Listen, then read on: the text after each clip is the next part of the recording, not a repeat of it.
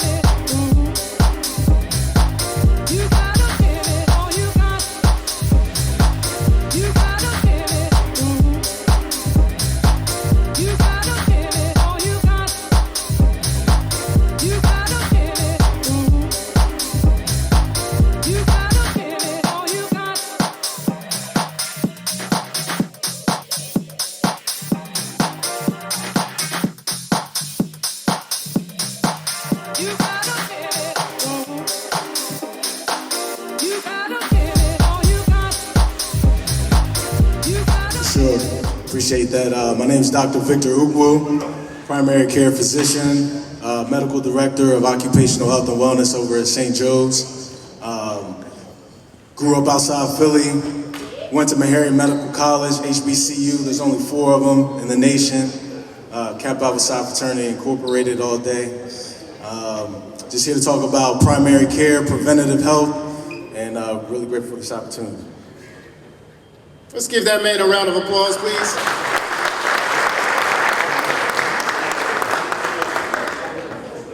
Good morning. Can you hear me? Good morning. My name is Dr. Kevin Hussein. I'm one of the cardiologists at the HVA Medical Group. We have offices throughout Passaic County. We have a few offices in Paterson. I'm from the Caribbean originally, but I did all my medical student residency fellowship at St. Joseph's. I'm a cardiologist by trade. And I'm here to talk about cardiovascular health, preventative, treating existing disease in the community. Thank you very much for having me.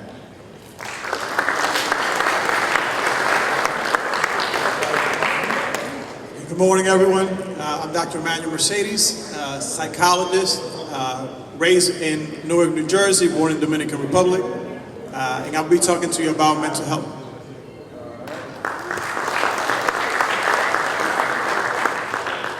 All right, so we're just going to jump right in and get started. For those of you guys that don't know me, I'm Antonio Garcia. I'm the principal of Passaic County Technical Institute. And I just want to say, give everyone a big thank you from Lieutenant Easton, Teddy Martinez, the men's committee, and everyone in between. A lot of people don't talk about the importance of physical and mental health. So the first question to the panel is, what are the most common health mistakes for men in different age groups? And how can these issues be mitigated? I'll jump on that. So as a primary care physician, I think You know, looking at the different age groups, if you think about it from like 18 to about 25, 25 to maybe 45, and 50, then 50 and up. 50 and up, I think one of the bigger mistakes that men can make is not sort of being in community anymore. Meaning, as we age as men, I think a lot of times we sort of get down our own path, and we really just kind of do our own thing, get caught in family, get caught up in careers, and then kind of lose community. Men need community. It's harder to do things on your own as you age. So I think one of the mistakes is community. Between 25 and 50, there's really no messaging for men. So I feel like most men in that age group don't have a primary care doctor. And I think one of the biggest things we can do as men is get a primary care physician, just because you need somebody to kind of tell you, because right? You may feel good, you may want certain things, but there's facts and labs that can let you know if you're actually feeling okay or if you're actually okay. And then for young people, young men, I think one of the biggest things is not taking sexual health seriously enough. I know that I did not, and oftentimes we don't. I think a lot of young men are more so afraid of getting a girl pregnant than getting an STD. So I think, you know, taking sexual health very seriously will help us young men.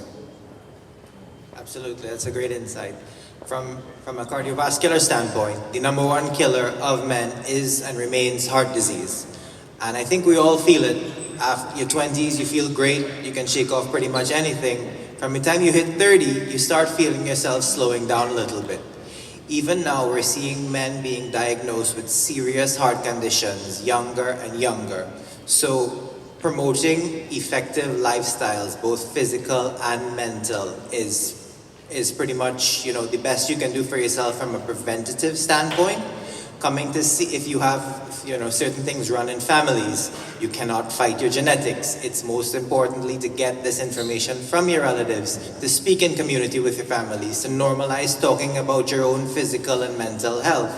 And then if you decide, you come see a provider who can sort of screen you based on your risk factors, your family history, do some basic testing to see how likely you are to have inherited or to have a propensity for cardiovascular conditions, as well as to give you some effective lifestyle strategies on dietary, exercise, just overall stress management techniques. I think that's the biggest thing for now. All right, so I'll speak to you about mental health, but I'll share a quick story. I grew up in a traditional Latino home, which means that my dad did not speak about emotions. He usually kind of went off on me whenever I did something wrong, and that was sort of expected. Actually, we thought that violence in the house was discipline. And what ended up happening was that as a result of that, I did not want to discipline my kids the way that I was disciplined. I wouldn't want to hit them. I made that decision as soon as I became a father. But like when my kid was around 3 years old, I started noticing that I was losing my temper, like a lot. And I was like really aggressive. And I never touched him, but I would use my words in such a way that he would let me know that he was feeling hurt. And what ended up happening was that in one occasion, my kid said to me, after I tried to put him to bed and he wouldn't listen, and I screamed so loud. And mind you, I'm a psychologist. So you would think I would have a handle on this. But I'm explaining to you why I didn't. I screamed so loud at him, and I was so angry that he looked at me, started crying, and said, "Dad, you're scaring me." And I don't know if for those of you that are dads out here, and even if you're not, you probably can relate to this. There is something painful about hearing someone that you love and that you are vowing to protect, hearing that person say to you, they're scared of you. And I realized at that moment that I needed to do something, that I had missed a step somewhere along the line. And I think that's what I would want to highlight as one of the biggest mistakes as men, and definitely as men of color, right, Black and Latino. This is one of the biggest mistakes we make. We don't realize how much mental health has an impact, not only just on like whether or not we have anxiety and depression, but like on every relationship in our lives, on our performance in any job, any organization we're part of, any team. Mental health plays such a pivotal role that when that's off, everything else falls off. So the biggest mistake we make is not recognizing that, even when it's presented to us. Now, very briefly, my dad suffered from anxiety. My dad knows I'm a psychologist, and I've spoken to him about it. And my dad is willing to tell everybody, my son is a psychologist, you should go see him. So I'm constantly kind of like hanging out with my dad's friends who are calling me for services because I'm like, I can't help you. And yet my dad, knowing all of this, still refuses to get help for his anxiety. And I've had to help him with that. So I think that not only when we recognize that we fail sometimes to get the help that we need, and that is the second mistake. I'll leave it at that. So I'll just share some wisdom that I've learned over the years. Although I'm not a medical profession, I have learned there are some secrets to success, or what I call habits to success, right? Getting a good night's sleep, right? Having a good healthy breakfast to start your day, and having those, that set yourself up to be mentally strong, to attack your day, to be alert and focused, to handle anything that's thrown at you. And those are things that I used to take for granted, right? And, like these gentlemen have said, creating positive, good habits when it comes to your health and understanding how it impacts not just your body, your inside, but your mental, and how you need to check all those things and align those things in the right way to be successful and to be the best version of yourself is extremely important. So moving on, how significant is the role of diet and exercise in preventing major diseases in men? So it is very important what you put into your body. Now we're dealing with unprecedented times where cost of living has increased significantly. And it's very difficult for providers to try and balance telling patients from all walks of life where, what you should put into your body. What I do with my patients is I'm not gonna sit here and tell you that you need to buy the premium, organic, everything. I think moderation is the best thing. I think if you look at your plate, you divide it into portions, you should have, vegetables, grains, meat, that type of thing. But I do think diet and exercise is tantamount to starting off your lifestyle, but at the same time, you do have to balance that with realistic expectations of the person whom you are speaking to. You cannot tell a person who is living, paycheck to paycheck, as a lot of people are, that they need to do X, Y, and Z. And in addition to that, prescribe them certain medications that they do need. I do think that diet and exercise is important, but balancing your recommendations and keeping with realistic expectations is the best you can do for anyone in your community.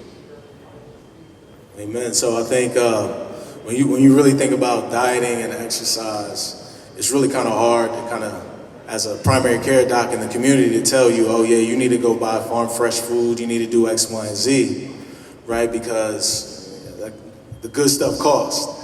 You may not have that kind of money. You might have it one or two times, but you can't just change your whole life to get that like that. So when it comes to things like diet and exercise, I think it's more important to start to look at what are the lifestyle habits. So if you go to a certain place and eat certain foods, I think the first thing you have to think about is, how do I cut back by doing that? Because there may not be a lot of options to eat, right? But you shouldn't eat certain things as much. GMO, all these type of things are in foods, causing cancers and things like that in our community at a greater clip. So you have to remember that. Lifestyle, exercise, right? I think it's about habits. When it comes to exercise, I think we have to kind of change our mindset around what that means. A lot of times men come and talk to me about, okay, I want to lose 20 pounds, and I try to change the frame. Well, how do we have the conversation to get you to 20 years of healthy living, right? If the goal might be like, let's lose like a pound a week, something very easy. If you do that over the course of the next year or whatever, right, 20 weeks, pound a week, right, you're going to get down that 20 pounds. But you've established habits that can help increase your longevity, because longevity is more important than the actual weight loss. Even if you think about weight loss, really it's about your waist circumference. I think us as a community don't realize a lot of the stuff is in our gut, and then measuring your waist size is actually more important than the weight. because the waist size holds the cholesterols and all these type of things that lead to the heart disease that affect us. So how do you think about that? And I think it's really coming up with goals, making sure that when you're thinking about your lifestyle, it's in the frame of a goal, not just simply saying I need to lose 20 pounds or whatever it is. What's your true long-term goal? Medium, short-term, long-term goals, and develop a plan with your doctor around how that can look like. So we know as time changes, when we're young, we're invincible. We can take on the world, eat anything, drink anything, keep moving, motivate, go on a day with little sleep. But as we age, our bodies change. So I'm gonna direct this question to our general practitioner. With age, with men's health is concerned, what adjustments do we have to make sure that we're taking care of ourselves and have healthy routines in our body? Well, really, one of the biggest things I think is mental health. I think we lose sight of the importance of mental health. Your mind and your body are connected. And you have to remember a lot of the stress. It's hard being a man of color, right? The amount of constant stress you live under keeps your cortisol levels high. Cortisol affects the brain. Cortisol affects all parts of your body. And you have to know and understand, how do you sort of manage stress? So I think, personally, I'll just say I'm in therapy. I have a marriage counselor, all these type of things, because I have to be able to learn how to manage. I don't know how to manage on my own. Very similar to you, Doc. Nigerian, my parents are very strict. And, I got beat up. I didn't get spanked. I got beat up as a kid. You know what I mean? So I don't know how to sort of manage that, because all I know is tough love, and putting that on my kids is tricky too, because I don't want them ending up like me as well. But I think the mental health part of it, the community mental health part of it is extremely important. So, Can I add to that then real quick? And I agree, my parents used to beat me up. I was trying to be nice about it. Beat the crap out of me, but I got my ass kicked too. we'll get back to that another day. The connection between physical and mental health is intricate. You cannot divide the two. But the other thing that is true is that change around what we do, our habits, is also very hard. So one of the things that I really recommend for people to consider is, what are your life goals so that you can connect it? So what is the kind of father you want to be? What is the kind of career you want to have? What is the kind of relationships you want to have? And then connect your physical and mental health for that, right? Because if you're not physically well, you can't show up to those other life goals that you may have. And for me, one of the things that became real was, I have 3 boys.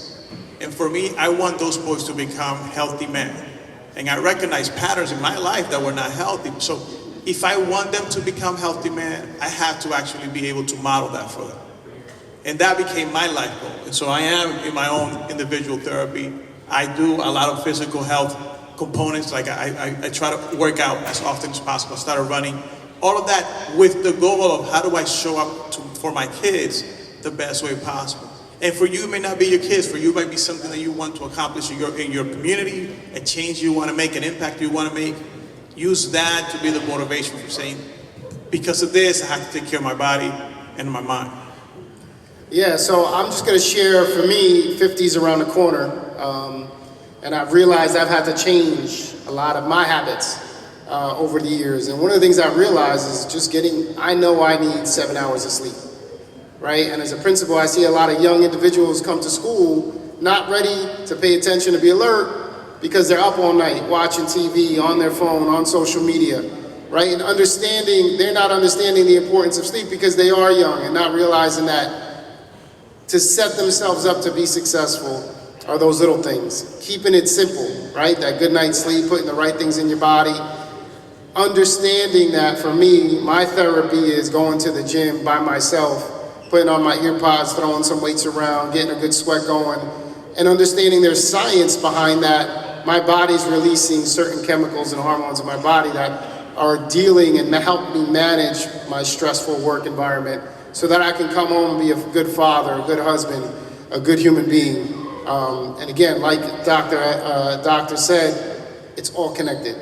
And then the power is knowing that and dealing with it and make sure you're managing it, all that on a daily basis. All right, so question for our pulmonologist here. What are some early signs of pulmonary disease that men should not ignore?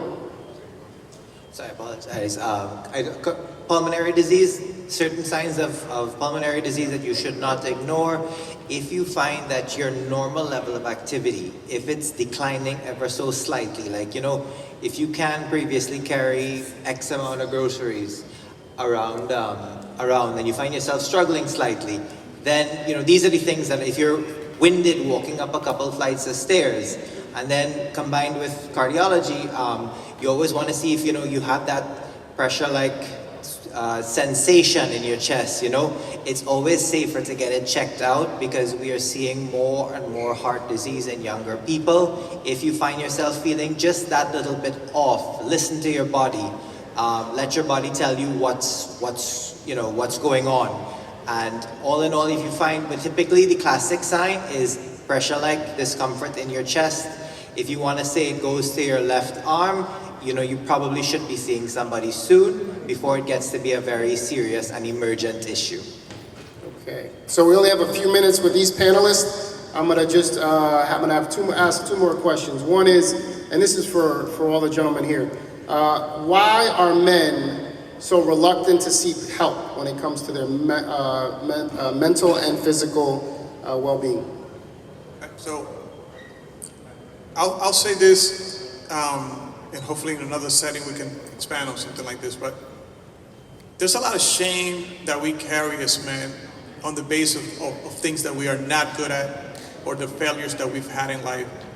And the moment that we have to ask for help, that exposes us to the reality that we are not who we want the world to see us as or to perceive us as. And as a result, we end up wanting to hide, and I'm talking about from a mental health perspective, wanting to hide whatever challenges, whatever flaws we have, not realizing that those same limitations, that shame is what's holding us from actually being in a better place, overcoming whatever obstacles we have or whatever challenges we're facing. And so whatever is the worst that we've ever done, we can live with that in shame and get stuck in that aspect of our life, or we can decide, man, you know what, I did this or this happened to me, I accept it, I'm going to get help and move on. I think, in that stead, it is always difficult to ask for help, even from, you're having symptoms, you have family history, but you just cannot bring yourself to come to see a physician. And I think that barrier needs to be broken down, where it has to be okay to ask for help, to ask for mental health, for physical health. I think that it is difficult to admit that your body is telling you something is wrong, and it's very difficult to listen to your body. You just push through it because you have other responsibilities. You have a job, you have a wife, you have kids, you have, life. And it's very difficult to take a moment for yourself. And I think that's one thing that men need to start doing, to acknowledge that they have responsibilities, yes, but they also have responsibilities to themselves, to mentally and physically, and that they need to overcome that initial hesitation that I'm going to take care of myself today, because if I cannot take care of myself, I cannot take care of the people that depend on me at home and in other walks of life. So I'm gonna put it as two things.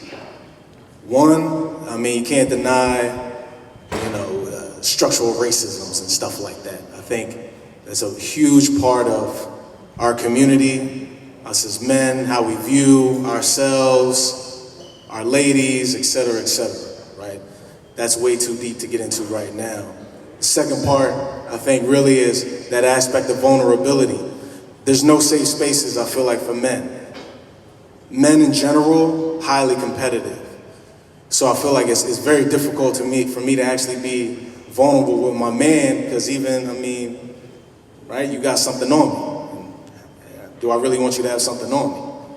Right? I think it's hard to find those opportunities in those spaces to actually feel comfortable enough to say, man, I'm going through it. So shameless plug, June 29th, the Man Cave. I'm hosting an event. Moody gonna be there. Pastor Moody gonna be there. And it's a safe space for men to come and talk about these type of things. How do you be vulnerable? How do you get to see a doctor? All those type of things. because I think men need that opportunity to lean on another man's strength. And we need more safe spaces just like this too, where you can come and hear people, and I'll even be vulnerable myself right now in this moment. I think it's important that people know and understand that, you know, I had to go to rehab for a drug addiction.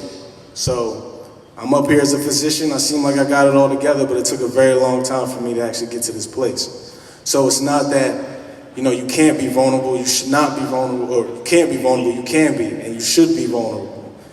Because I feel like not being vulnerable, you hold on to a lot of stuff that increases our stress, that increases all these things that lead to the early heart disease, diabetes, all these things that we go through. So being vulnerable is key, but we need safe spaces to do that. All right, so this is our last.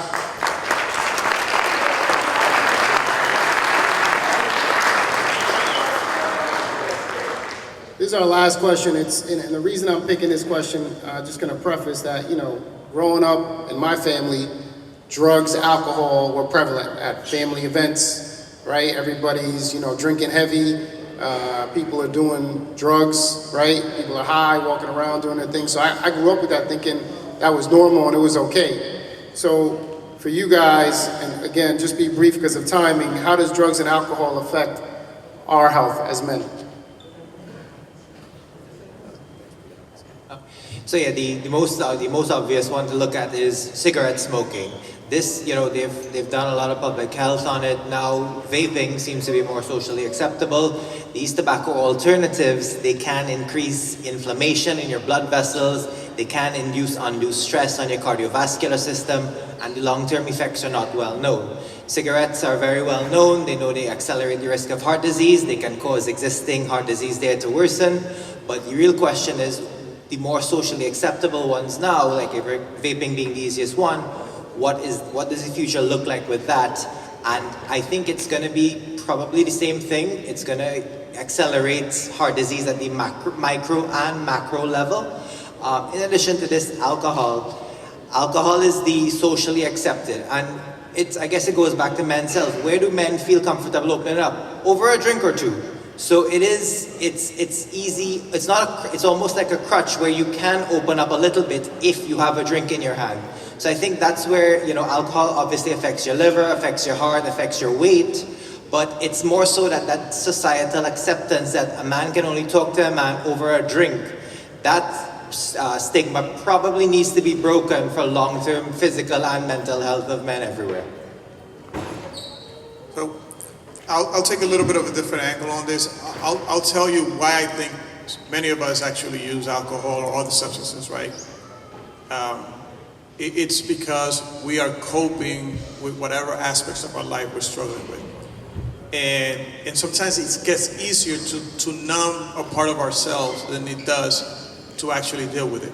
And it doesn't even have to be alcohol and drugs. It could be spending 4 hours watching YouTube when you should be taking care of business. Or it could be, you know, spending, you know, all day, throughout the day, watching porn, jerking off, instead of actually taking care of business. And what we don't recognize is that what we are doing is distracting ourselves away from the things that we actually are experiencing. And so looking at it not solely from a place of health and the way that it impacts our physical health, but also recognizing that in a way is our way of escaping a bigger calling, a bigger pain point that we may be experiencing. It's something that we need to lean into and pay attention to. Yeah, man. And to piggyback off of that, I think it's you got to think about it. You know, drugs and alcohol, you live in an altered state. You know, if you high all day, whatever you think you see, it's not actually what it is. And I think what happens with men is you lose that impulse control, right? Oftentimes, if you just move on emotion, if you think about it, how many times were you actually wrong? When you after the fact and somebody broke it down to you, you was like, damn, I ain't even think about that. I ain't even see that. I thought I heard, or whatever it is.